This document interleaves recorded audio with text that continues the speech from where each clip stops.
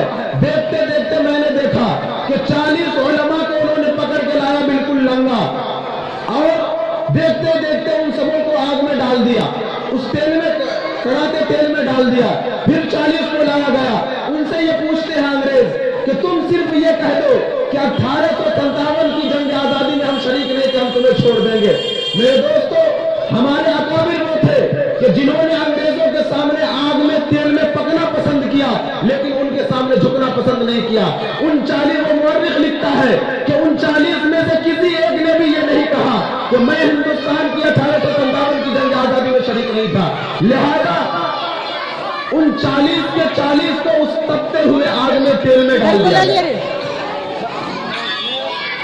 हमारे अकाबिरीन को सूअर की खालों में बंद करके आग में डाला जाता था, गोलियां में बंद करके दरिया रावी में डालकर उनके ऊपर गोलियों का निशाना लगाया जाता था।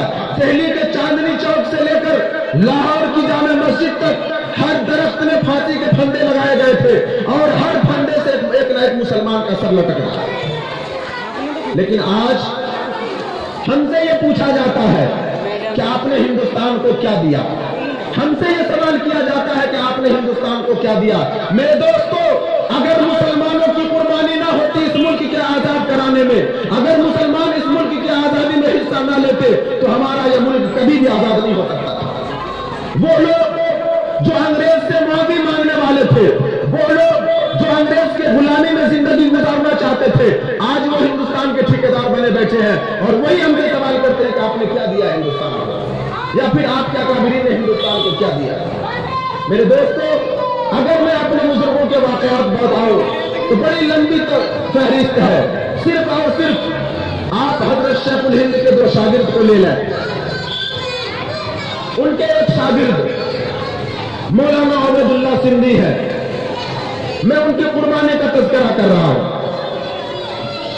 मुख्तसर से वक्त में कि हजरत मौलाना महमूदुल हसन, उनको शेखुल हिंद का लक़ब दिया गया। उन्होंने एक तहरीक चलाई, रेशमी रुमाल। रेशमी रुमाल की तहरीक क्या थी?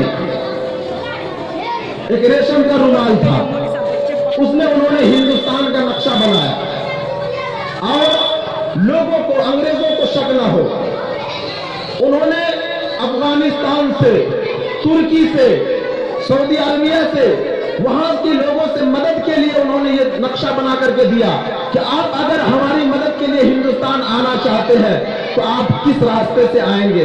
उस रुमाल में उन्होंने नक्शा बनाया था। इस तहरीक का नाम पड़ा रेशमी रुमाल।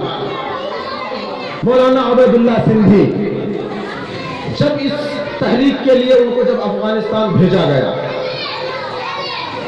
तो बताया जाता है कि उस वक्त उनकी दाढ़ी निकल रही थी। उस वक्त दाढ़ी निकल रही थी जिस वक्त उनको अफगानिस्तान भेजा गया था। जब वो अफगानिस्तान से वापस आ रहे तो उनकी दाढ़ी पक चुकी थी। मेरे दोस्तों, आप अंदाजा लगाएं कि उस इंसान के ऊपर क्या गुजरी होगी, उसने अपनी जवानी किस तरह भुलाई होगी हमारे इस मुल्क की आजादी के लिए। जब वो अफगानिस्तान से, तुर्की से वापस आ रहे हैं तो उनके दाढ़ी के बाल पक चुके हैं। क्या गुजरा होगा उनके ऊपर। हजरत जाफर थानेसरी रहमतुल्लाह अलैह लिखते हैं कि मुझे जब माल्टा की जेल में कैद किया गया, मुसलमानों के लिए बतौर खास, मुसलमानों के लिए, मुसलमान कैदी के लिए पिंजरा बनाया गया था। पिंजरा क्या था कि उस पिंजरे में हर तरफ से नोकदार कीलें लगाई गई थी कि जिसकी वजह से ना हम टेक लगा सकते थे, ना हम सीधा खड़े हो सकते थे, ना हम बैठ सकते थे। अगर इधर गर्दन इधर घूमे तो इस तरफ से कील चुभे, अगर इधर आए तो इधर कील चुभे, खड़े हो जाए तो सर में कील चुभे, बैठे तो नीचे कील चुभे। इस तरह उन्होंने उनको अजियत दी कि हर जिस्म के हर हिस्से से लहू बह रहे थे। नींद के गलबे की वजह से अगर आंख लगती थी, जैसे ही झपक मारा बदन में कील गया। इस तरह हमारे अकाबिरीन को, हमारे बुजुर्गों को वो तकलीफ दी गई। मेरे दोस्तों, कहां तक मैं अपने बुजुर्गों के वाकयात बयान करूं, कहां तक मैं अपने बुजुर्गों की बात आपको बताऊं। यह हमारी बदकिस्मती है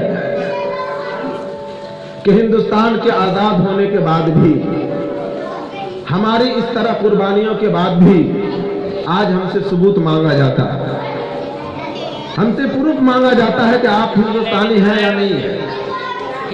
آپ کہیں پاکستان یا بنگلہ دیش سے بھاگ کر کے تو نہیں آئے ہیں؟ آپ کے آباء و اجداد نے اس ملک کی آزادی میں کیا حصہ لیا؟ یہاں مسئلہ یہ ہوا الٹے چور کو